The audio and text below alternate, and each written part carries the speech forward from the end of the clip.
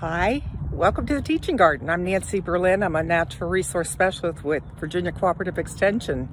And it's April 6th, and I'm going to show you what's waking up at the Teaching Garden. We're going to start here at the historic chapel, but I'm going to tell you a little bit about the Teaching Garden first. It's a project of the Master Gardeners of Prince William, and it's managed and maintained by these volunteers, the hardworking volunteers. They put about 1,300 hours in last year taking care of the garden. It's open to the public during any daylight hours. Just check in with the monastery office when you come to let them know you're on the grounds. A lot of things are not in full bloom now. I feel like the best season, the peak season is May and June, but you'll see some of the things that are starting to wake up now. So welcome to the Teaching Garden. The first garden that we're going to come to is the woodland garden, and it is under a lot of heavy shade trees. It's dry shade, so we needed to find things that would bloom really well in those conditions. It does have a soaker hose that's attached to some rain barrels on from the chapel roof, and you can see we have a good stand of bluebells, and over there in the back are some Solomon seal, and the Solomon seal make a lovely, graceful type of flower, and they have little bell-shaped flowers. These, not many of them have the little white flowers yet, although I can see a couple right there that do. And right next to them are woodland poppies, which are scattered here and there, and they make a beautiful companion to bluebells. So let's walk over and take a look at some other. These are native bluebells and native woodland poppies. These are Oriental hellebores, lovely early blooming flowers. Sometimes they bloom even in December and January. And then these are the hellebore fetida, and they're the native hellebore. They're kind of a greenish tint, not quite as showy, but important for early pollinators. And let's take a walk over here, and you can see that the native red buds are blooming. They have a flower they're in the pea family, and so it's a pea-shaped flower with the wings and the keel, and they're actually edible. They are beautiful when you put them in a salad. Let's take a walk over to the native plant garden and see what's coming up over there. The oak leaf hydrangea, which is not a Northern Virginia native, but it is native to our region.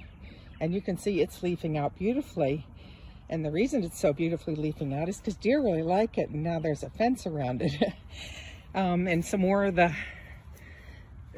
Solomon seal.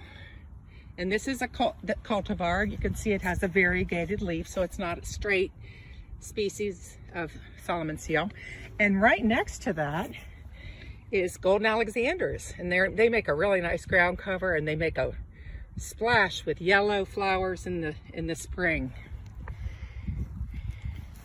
And right next to it is mountain mint, Pygnanthium nucatum. And it has the leaves are coming up, and it spreads by stolons. And you can see the gardeners have left stems here for habitat. A lot of beneficial insects, wasps and other insects leave their eggs inside stems. So we leave them up a lot most of the winter and into the early spring. This is a lovely shrub for a good suburban lot. It's not a large shrub, but it's native, and it's Fothergilla, and you can see the beautiful bloom and lots of buds on this that are getting ready to bloom pretty soon. And the switchgrass we've left up, and the birds have picked it pretty much clean of all the seeds on it. There's hardly any seeds left. They've used those all winter. And here we have cutleaf Rudbeckia, cutleaf coneflower. It's Rudbeckia lanceolata, and it gets those basal leaves, and it gets very, very tall. This is about 10 feet tall. And again, we've left the hollow stems so that insects can benefit from shelter during the winter months and into early spring until they hatch. And here is Vernonia, and that's New York ironweed, and that has a purple flower, but it's not getting, it's a very slow one. It's not even showing signs of it yet, of greening up. Here's a showy native plant called yucca. It looks tropical, but it's native to Virginia. Makes a nice statement, good architectural interest. And Rebecca triloba. That's a brown-eyed Susan with fuzzy leaves, and it is prolific as a cedar, and will come back almost every year. Okay, let's take a look over here, and I'm going to show you a ground cover that's usually free of charge. You don't usually have to even purchase it. So violets are native ground cover that is the host plant for fritillary butterflies, and this one's the Confederate blue violet because it's got the blue and white coloring. We also have the purple ones, and I think in just different settings, different colors. Here's some white ones over here, and some blue ones over here, some purple ones over here. And they make a wonderful ground cover, and they also benefit wildlife. Here's some tall snowdrops, which are, even though it's not snowy, they're making their appearance a little bit late this year, and really cute little flower. They're grown from a bulb. And here is a native honeysuckle, Laniceros impervirens, and it's a good alternative to some of the invasive vines. And you can see that it's got a beautiful coral color. Hummingbirds really love it.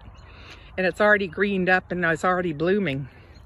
And it's on a trellis that was made by a master gardener and her husband out of rebar and painted with gold and bronze paint. So it makes an interesting statement and gives a little height to the garden. We're going to end up this tour by just taking a look at one other bed today, and that is the drought-resistant bed, which has an amazing amount of daffodils in it. All different kinds that have been gifted to us over the years. And a lot of them have ended up in this garden.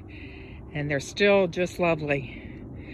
Well, I hope you've enjoyed the tour, and I will hopefully be back to show you what the progress is in May.